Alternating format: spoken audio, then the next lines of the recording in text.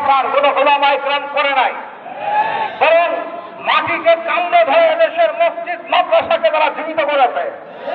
এবার এদেশে ইসলামকে প্রতিষ্ঠা করার জন্য আমার মনে আশা ছিল যেদিন এই দেশে সকল ইসলামী দল ঐক্যবদ্ধ হবে, আর সেই আশাটা মনে হয় পূরণ হওয়ার জন্য আল্লাহ তাকে জমিনকে কায়েম করে দিয়েছে।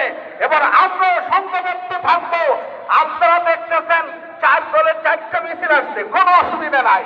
মরিচ গাছে মরিচ ধরবে, পেঁয়াজের খেতে পেঁয়াজ হবে, আলু খেতে আলু হবে, তরকারির কইতে শেষ পর্যন্ত একসাথেই হবে। কেউ যদি পেয়ারের চেটে খাইতে চায় সে তো ভুল বুঝেছে, সে মনে করছে পেয়ার মনে হয় পেয়ার। পেয়ার খাইতে খাইতে পেয়ার বুঝতেছেন, ভুল বোঝার চেষ্টা করেন না। ওলামা ইকরামকে নিয়ে কটাক্ষ করলে এই জমিনে হাঁটার মতো জায়গা থাকবে না।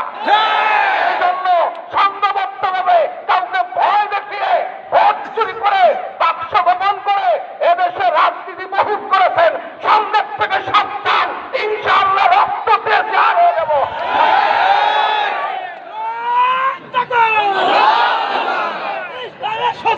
হুশিয়ার সাবধান।